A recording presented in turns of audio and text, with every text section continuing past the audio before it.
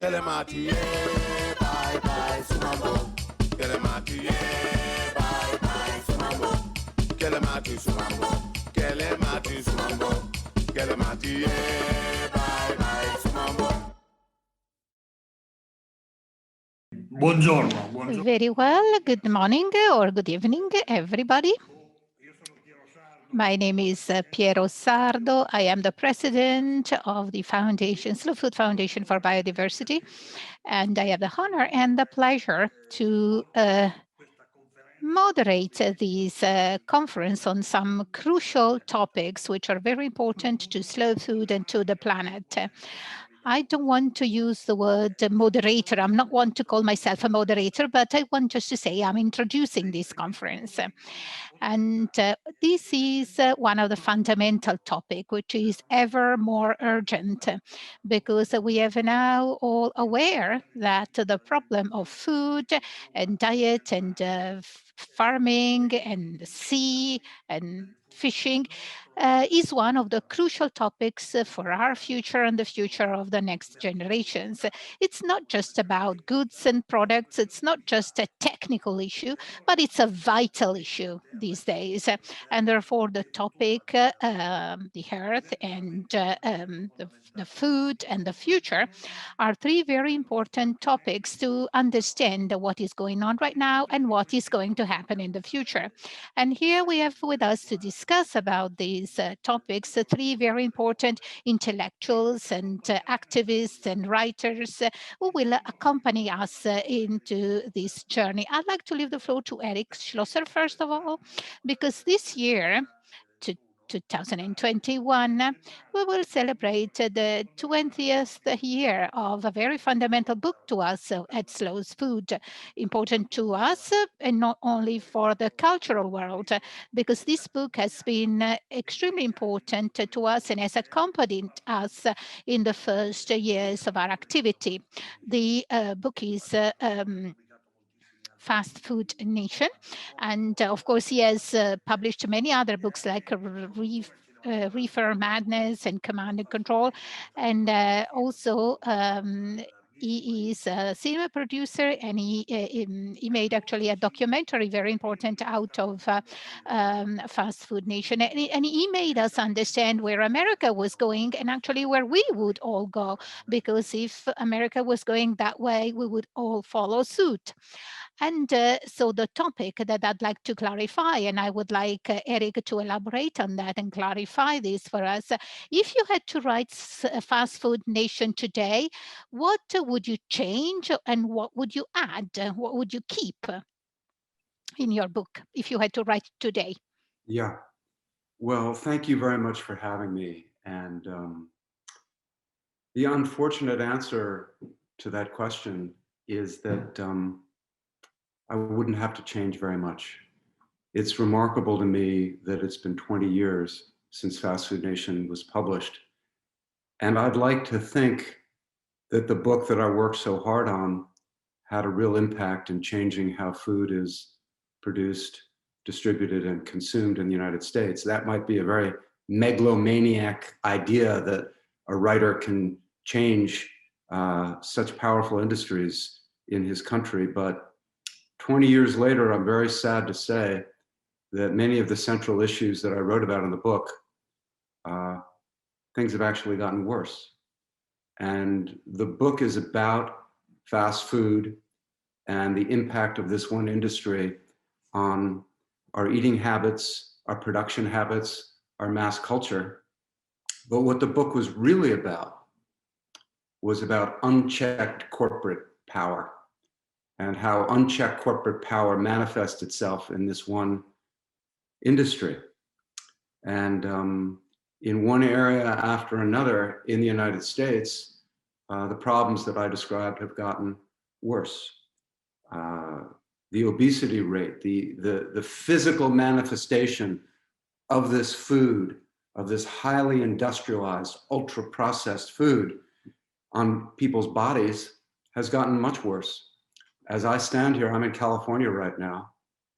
In the United States, almost 75% of the adults are obese or overweight. And 1 out of every 7 children aged 2 to 5 is obese or overweight. And this industry and its effects very much reflect the values of the culture at large.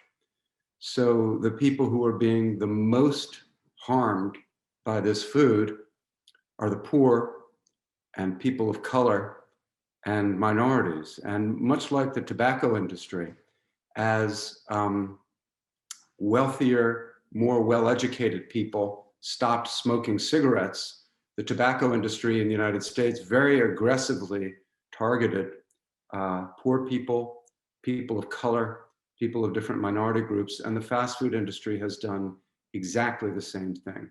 So we now see the worst harms of this food being endured by the people who can least afford to suffer them. It's an incredible statistic, but right now in the United States, half of all Black adults are obese. And this is a problem that will have tremendous costs for the individual and for the society for many, many years. When I look at production, since the book came out, I mean, I wrote in the book about these gigantic feedlots that produce cattle that would then be turned into hamburgers, where you'd have tens of thousands of cattle in one feedlot. We now have mega dairies of cows that will produce milk that will go on to be cheese. I mean, there are now mega dairies that have 70,000 cows in one dairy, producing about 500,000 pounds of manure and waste a day. That's like a large city, but it doesn't have the same waste treatment plants as a large city. I talked about unchecked corporate power and monopoly power. Since my book came out, Monsanto was purchased by Bayer. You now have a chemical company producing GMOs and seeds and pesticides that's bigger and more powerful than any in history. A Chinese company bought the largest producer of hogs in the United States, Smithfield. So you now have one corporation that is producing 1 out of every 4 pigs in the world. At the end of Fast Food Nation, I talked about how this wasn't just an American problem, but it was now a world problem. And I talked about some of the impact on China and in Eastern Europe. The fast food companies are now targeting Africa. And in Ghana, about 40% of the adults are now obese. So you have the same problem replicating throughout the world. The coronavirus has exposed so much of the injustice of our food system. And the Trump administration did everything it could to deregulate the fast food industry, the meatpacking industry, all these corporate giants. So as I stand here 20 years after the publication of my book, it's very hard to say that things have actually gotten worse in many ways. And the movement to have good, clean, fair food in the United States still has a long, long way to go. The part of the book that I care the most about was the impact on workers, poor immigrant workers in the meatpacking plants, in the fields, producing our food. And that has gotten worse as well. And the American system has been exported to Spain. It's been exported to Italy, this sort of abuse of migrant workers. So all of that presents a very grim picture.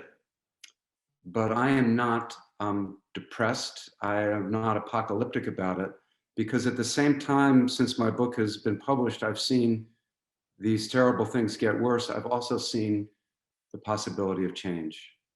And this year, it's very nice of you to mention the 20th anniversary of Fast Food Nation, but let's keep in mind, it's also the 35th anniversary of the slow food movement. And I have seen slow food grow so much in the last 20 years and become much more of an international force. And all of the studies find that the more access to education you have, the less likely you are to be obese. the less likely you are to support this fast food industrial system. So in the United States, we now have two food systems.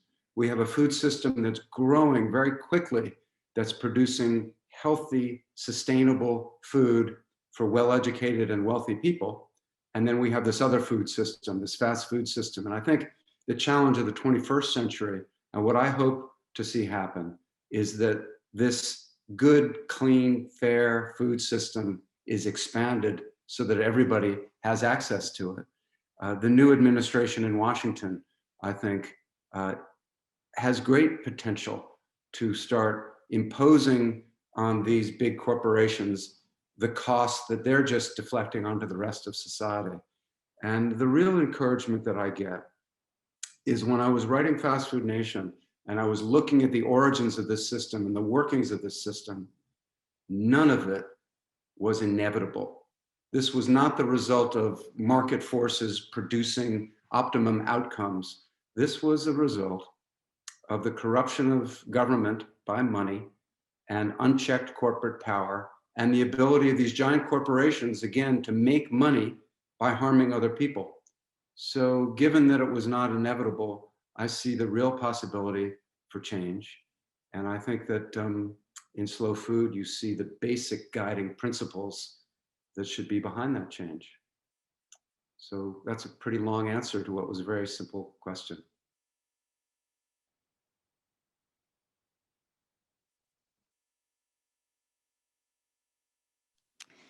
Thank you. Thank you. Without any doubt, in the concept of fast food, meat plays a key role. Definitely, meat plays a key role. And I think meat is very closely connected to fast food. I think that the system of fast food started because of the way meat started to be produced and cooked. And now I think that in the meat industry, there is another very important aspect to discuss. And I invite Paul Arias, who is a journalist and is also a teacher of public law, and he has published so many books, and he's also a militant and activist because he has worked hard on these topics. So I would like him to tell us how the future, what the future has in store for us in relation to the topic of meat production, which is one of the topics that worries us a lot.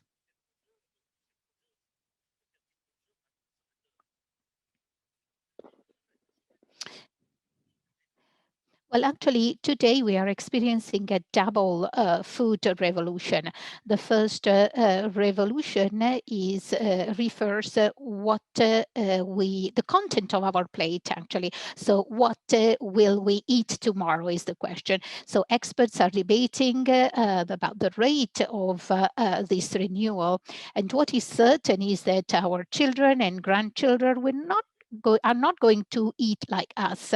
And also, we can say that we are not eating like our elders ate, and this is true actually. But what is new is that this revolution, this evolution, is no longer based on cultural changes and not even on climate changes, but it is based on the new possibilities offered by biotechnologies.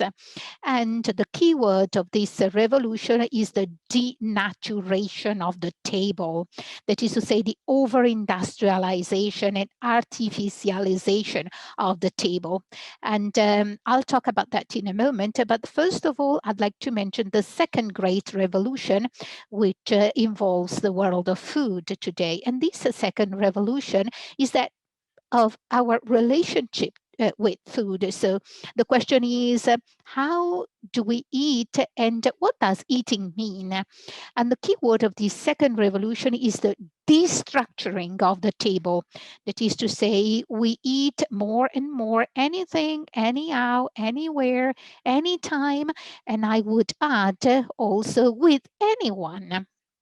And so this destructuring of the table goes through its de-symbolization, because we forgot that the table is total social fact, which concerns all the dimensions of our individual being and our collective being, because a good table must be good for the biological body as well, be good for our dream body with the pleasure of eating. And it's also very important for its social, ecological, and political implications. And there, in this respect, we have to worry a lot, because if the table, on the one hand, is the great witness of a civilization, what can come from these ever more artificial food? So from this diet based on the cult of hygiene and hygienism. And so we have a diet which is no longer shared. And so we have the so-called food onanism that cannot be the basis of our culture. And I would like to describe some of the technological miracles I hinted at before. So you all know GMOs, and I'm sure that well, certainly we have now some hidden GMOs, the so-called second and third generation GMOs, resulting from cisgenesis and mutagenesis. But do we really want GMO apples designed not to become brown once they are peeled? Or do we really want to eat these cisgenic melons with a delayed ripening? And actually, these GMOs escape the legal framework. And this is why I say that they are hidden GMOs. And I'm sure you know the so-called restructured products, like restructured meat, that is not like minced meat, which can be delicious. But with restructured meat, you have, first of all, a real animal with tissues, bones, etc.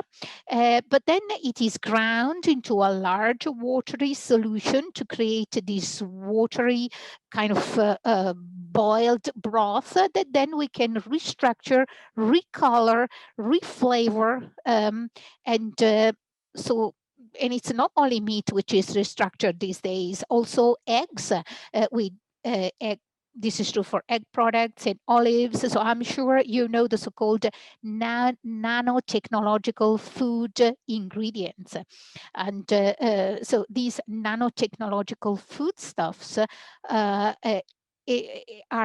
completely artificial, and you can boost certain characteristics that you want to enhance. For instance, we can make nanotechnological capsules with coffee beans inside so that they can explode when they come in contact with hot water, and then release also artificial coffee aromas. And we could, for instance, talk about food irradiation. Well, actually, it's irradiation, but they call it ionization, which allows us to slow down their ripening or aging, thus favoring world trade and therefore damaging local agriculture. And you know that we have the 3D printers. Well, these are like 3D food printers in the future. So we might have 3D food in the future, so that we do not even need to go buy food. And but and all this is can pose a risk for our diet and also for our agriculture, because now we hear people talking about cellular agriculture, and cellular agriculture means nothing less that the opposite of what has always happened in farming since the Neolithic revolution. So this cellular farming has already started with products and byproducts, with meat content, with meat ingredients, and it will probably be extended to future and vegetables. And therefore, maybe in 10 years, we can buy fake meat, so artificial meat, which is made industrially, starting from maybe stem cells and maybe reinforced with growth hormones, which for the time being are forbidden in and we may they will probably tell us that 150 cows worldwide would be enough to produce all the meat consumed worldwide. So this cellular agriculture does not only refer to meat, but also milk and cheese and eggs and honey and fish, because there are three main actors who want to impose on us this agriculture. First of all, big companies like Google, Amazon, Facebook, which invested a lot that their surplus cash in this sector. And also the second sector is the insurance sector, which considers that episodic diseases represent too high a financial burden.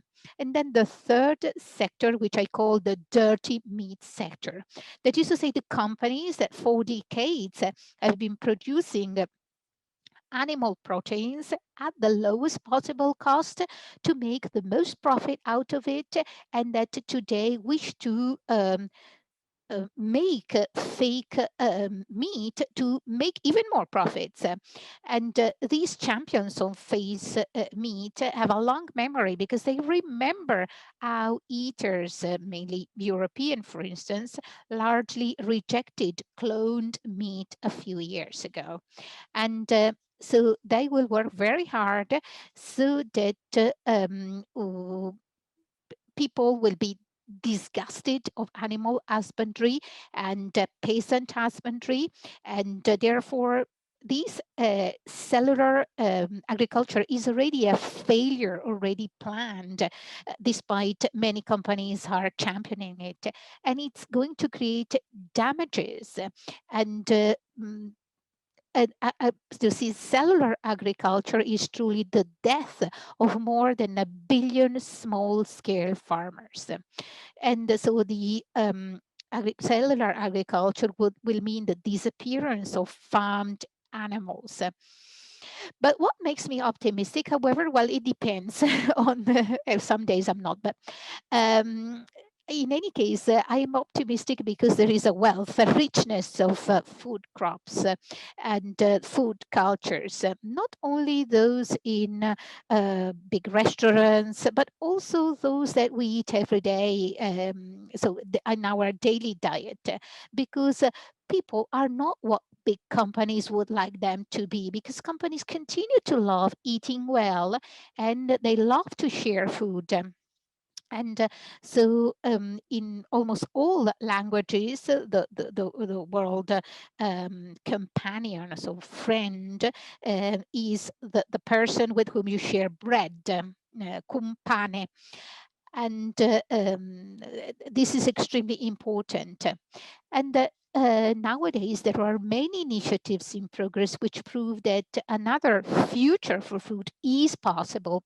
The slow food movement, for instance, um, has chosen as a strategy the slowdown of in the face of fast food. And slow food is right in using the snail as its a symbol, because the choice of slow food, so going slow, is important and necessary to allow food to satisfy all our individual collective dimensions of the table, but also to defend the diversity of culinary systems and of animal and plant biodiversity.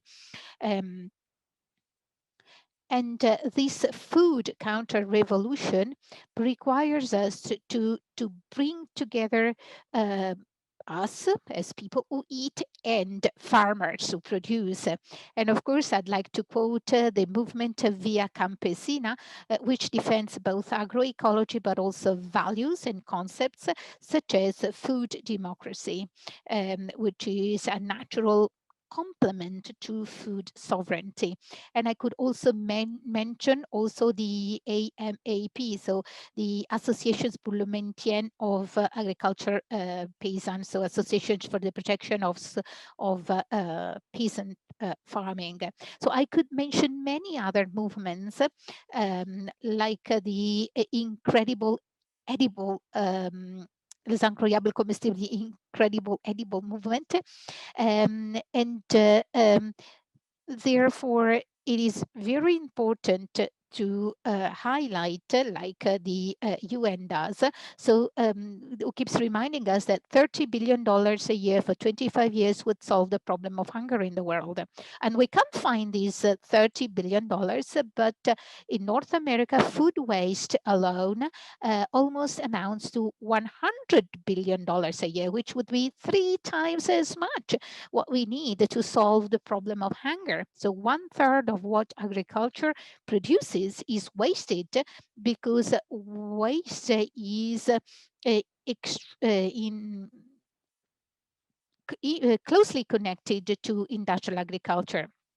And many, and therefore, we cannot say that industrial agriculture can save humanity and ecosystems.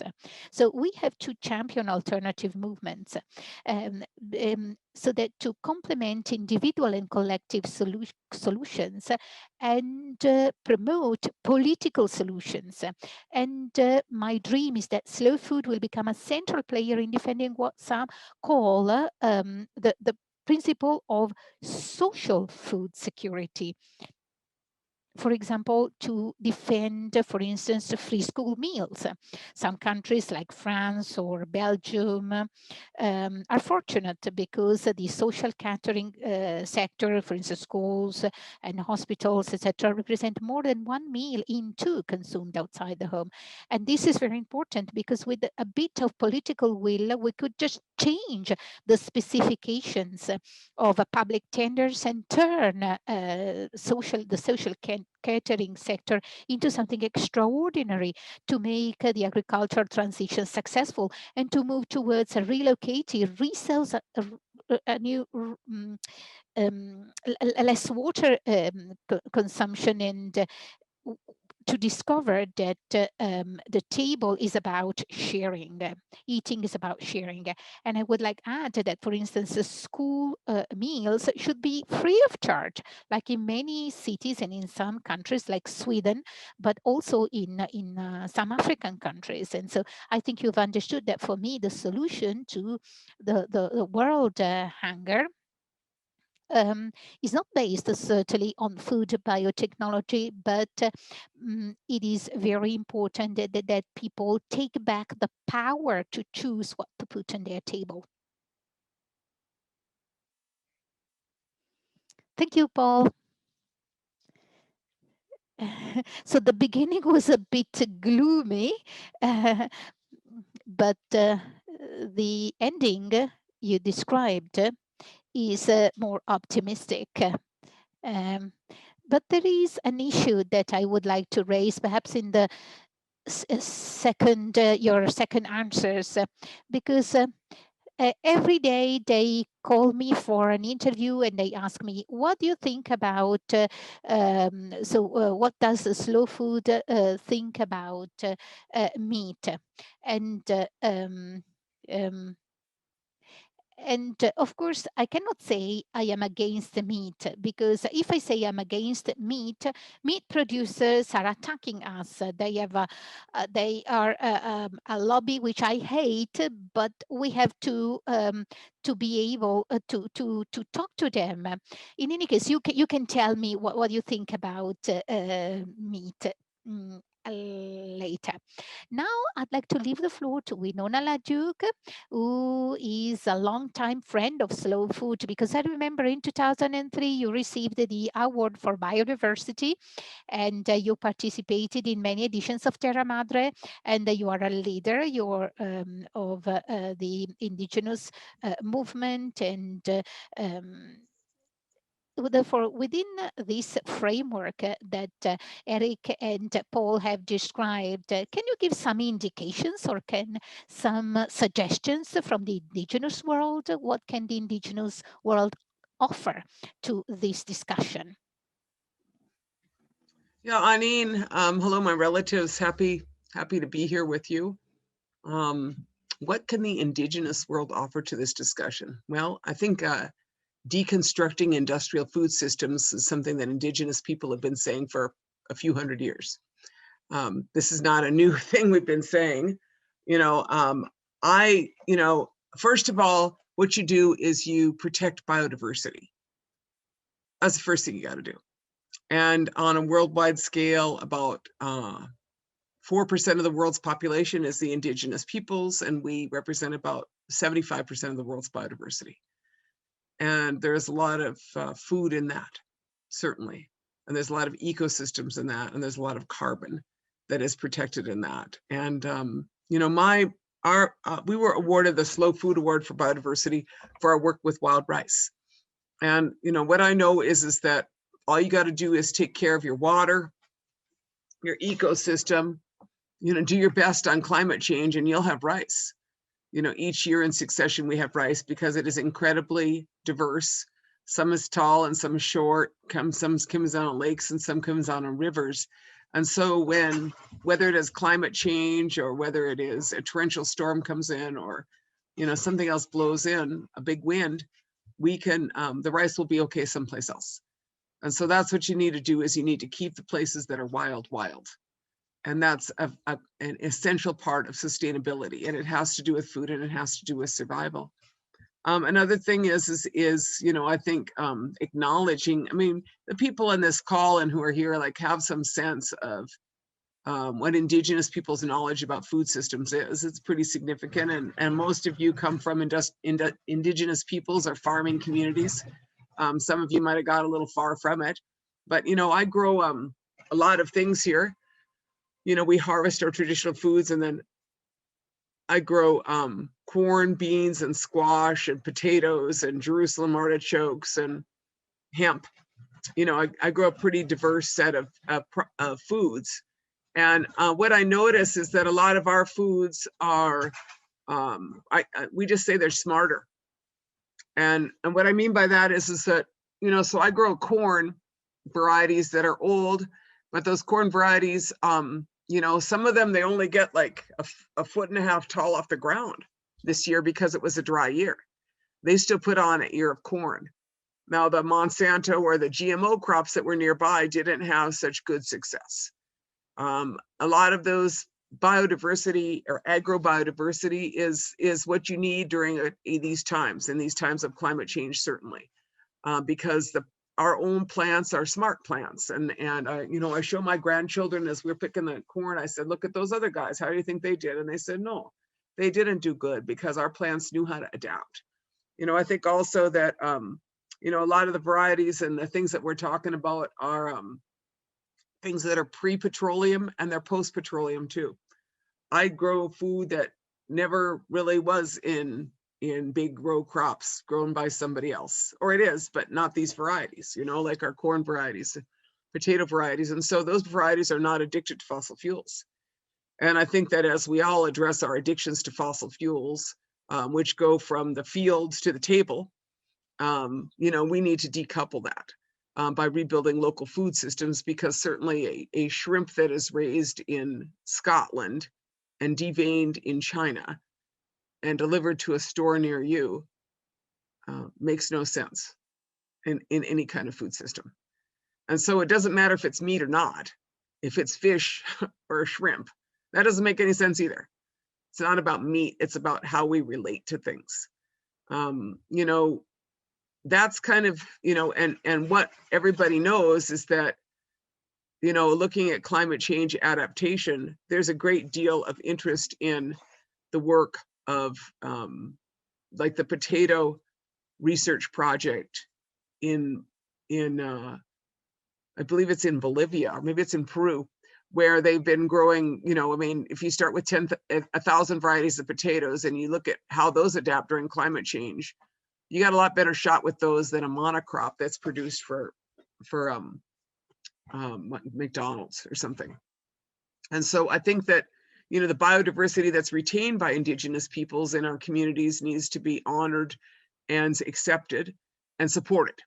And that we should be growers too, not just our things should be taken and grown by somebody else. You know, because that's been the basic practice of appropriating cool things from Native people. You know, we did give y'all corn, and we gave you tomatoes, and we gave you chocolate. Those were all pretty good.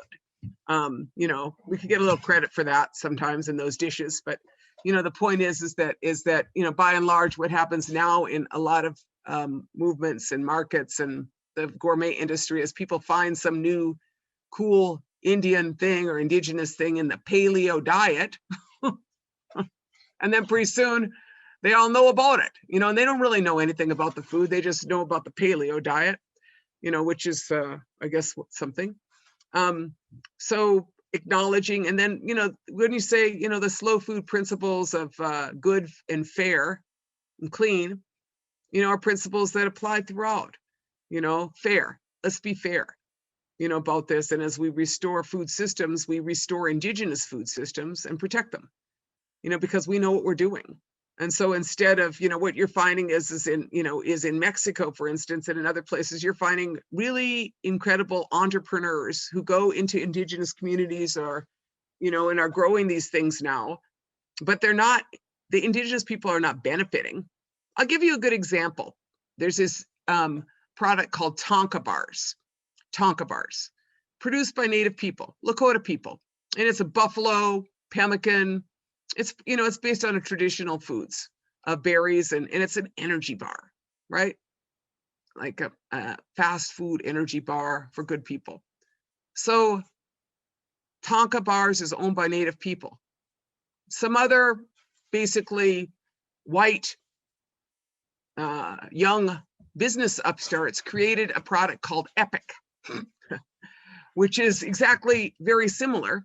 And they were highly promoted and marketed, and they basically destroyed a lot of the market, or you know, just had a very detrimental impact to Tonka bars.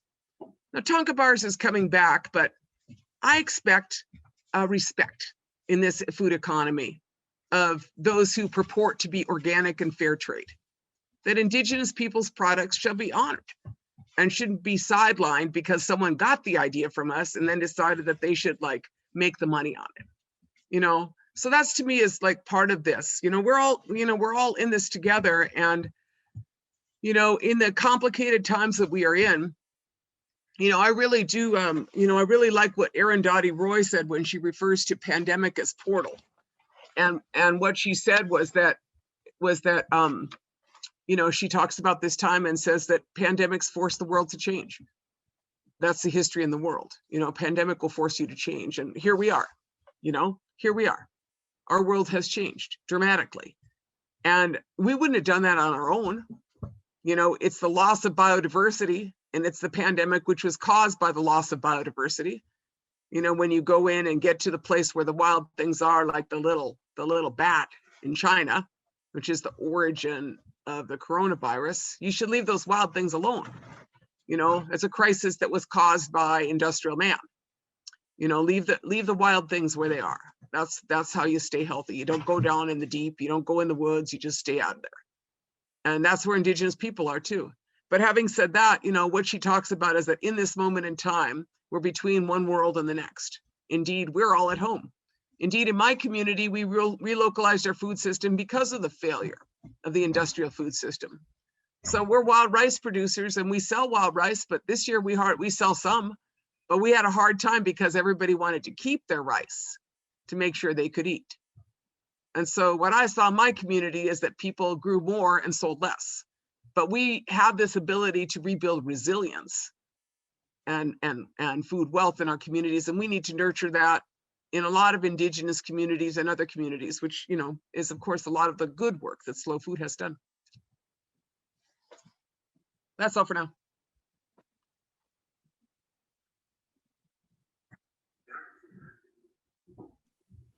Thank you very much, Winam.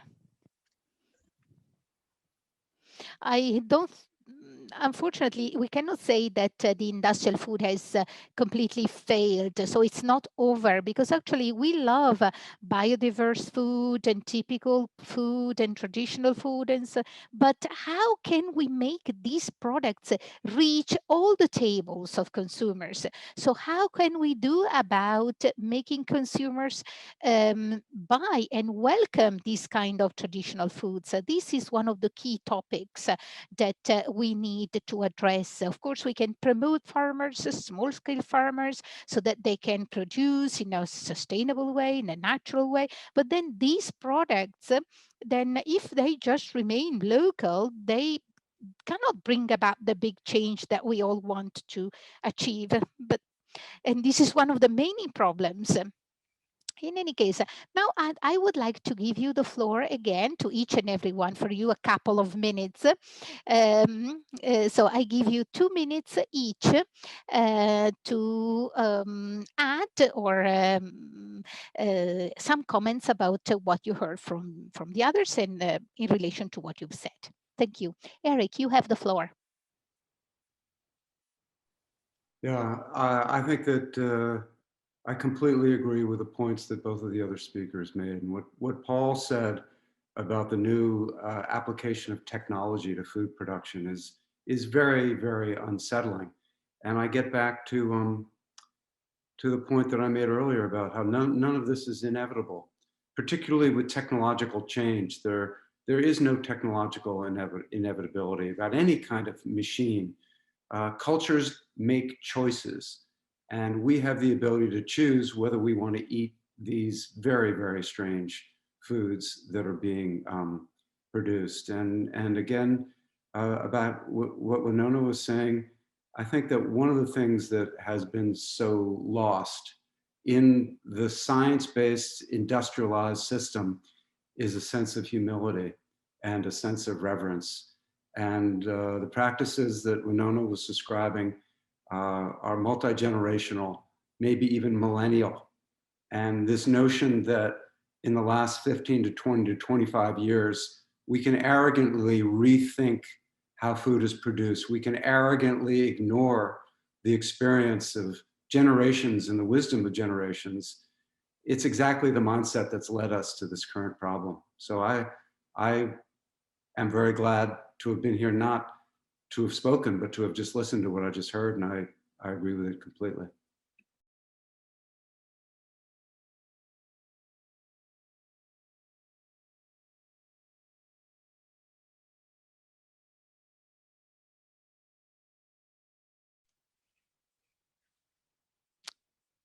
Paula, you have the floor. What I would like to say is that the possibility of choosing individually, so choosing not to eat meat, is legitimate. But you can also decide the opposite. But what the problem is about is to forbid all types of animal husbandry. So I don't think we should have the conflict between vegetable proteins and animal proteins, because the true opposition is between industrial animal production, or animal and vegetable protein production, and on the other side, farming, small scale farming and animal husbandry, because industrial husbandry is something barbarian, something barbaric that's unacceptable for animals, for producers, for workers, for all people involved. But 1,200,000 farmers across the world are not responsible for this, because small scale farmers and small scale animal farmers do not cause this havoc, because I mean, farming in the fields and having animals in pasture lands is perfect, and they are not causing problems related, for instance, to drinking water. And for instance, we have 3 types of waters. We have the water consumed by animals, and this is called the blue water. Then we have gray water, which is used to clean all the equipment, and this is 3% of the water used. And the rest is the water which is wasted and which is polluted, and that remains in areas where industrial animal farming is conducted. And I mean, it's impossible to accept this situation. We cannot blame the traditional farming, and we cannot only blame the so-called cellular farming, but we should also blame the agricultural factories, which this is the way I call them, because sometimes they are presented as being very ecological and but of course because they just grow food in, they don't use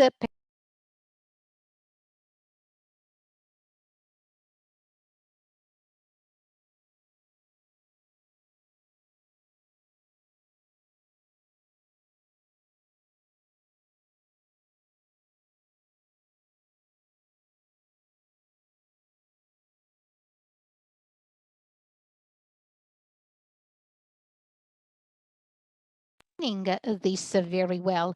And therefore, we have to invent a new alliance. So a new alliance between animals and animal farmers. But starting from the wisdom of generations and generations of small-scale animal farmers. And so starting from this legacy, from this knowledge, we can actually not only feed people, but also enjoy our food.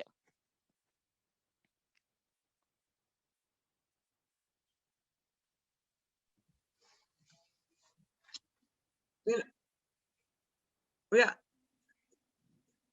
Yes, I agree. But perhaps we should also talk about this from the sociological standpoint, because it's not easy to ask billions of people to give up on meat, because across the world 60 billion chicken are raised, and this is also very barbarian. So, there is some psychological mechanism that we have to fix, and I think it's difficult to give up on meat, and certainly in vitro meat is not a good alternative too, because the true alternative is the small scale production, and so the honest small scale animal husbandry compatible with animal welfare. This is very important. It's not going to be easy though. It's not going to be easy. We know now. What do you think? I'm teaching her. Go ahead. I agree with you all. Hats off to you. Decolonizing takes some work.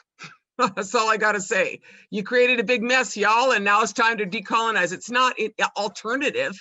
It's, traditional agriculture. I hate the word of conventional agriculture, or, and then somebody else's alternative. We're not alternative. We're like how agriculture used to be for a really long time until Monsanto and Dow got in it.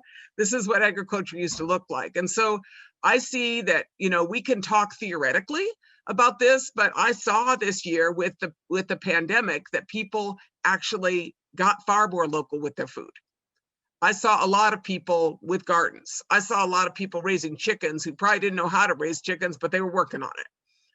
I saw all kinds of things happening in these rural communities, and I saw a change because you could not count on these larger systems. And so I think that on some level, relocalization occurs at the same time as globalization, because globalization is predicated on a lot of fossil fuels, and it turns out that system is not sustainable, and we all know that. I mean, because they're pouring all kinds of oil products into everything, and so I feel like that the systems are changing, and some people are not going to change. I'm not going to spend my time trying to figure out how to get a bunch of white industrial privileged people who suffer from affluenza. That's what it is this late stage affluenza, where people are so sedated and so buying everything and so consuming everything and wasting so much, like Eric said, it's an illness. It's an illness.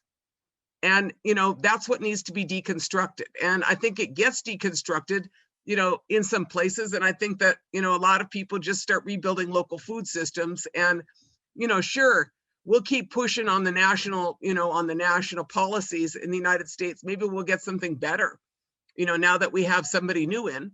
But, I think that ecologically And I think socially systems are changing in any case. And, you know, you all, I mean, when I first found slow food, I was so happy, and I'm still happy with slow food, but I was so happy because there was people who thought like we did.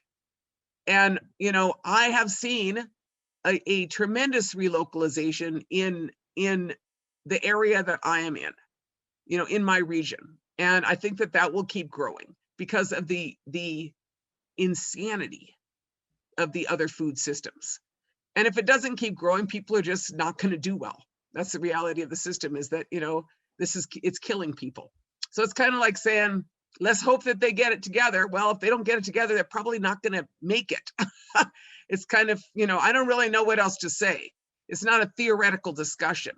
My community suffers from diabetes at a very high rate.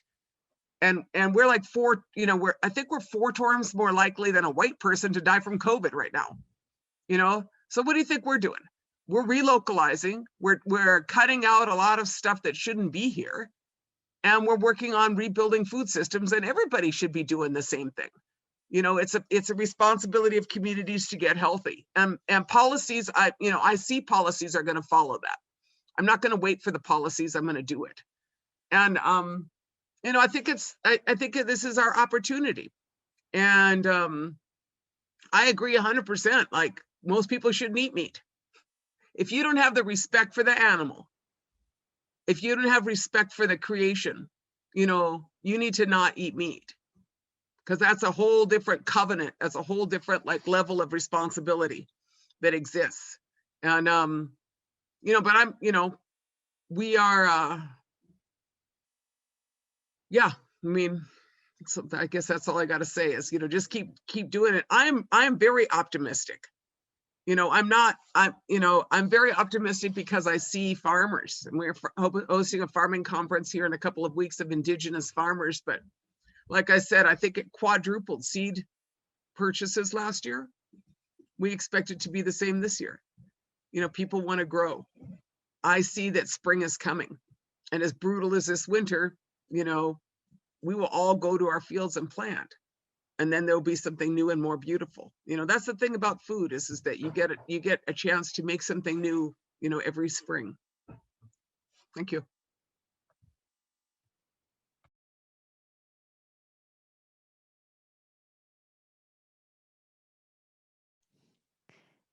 So this optimism does very much good to my heart, even though I have some doubts and some perplexities, because there are contradictions that are hard to overcome.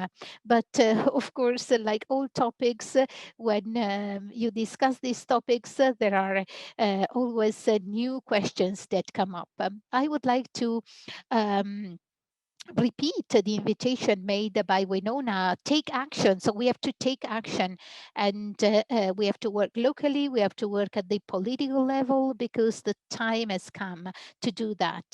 Thank you very much. I hope this discussion was very useful for you. And so enjoy Terra Madre and have a nice evening. Have a nice day. Bye-bye.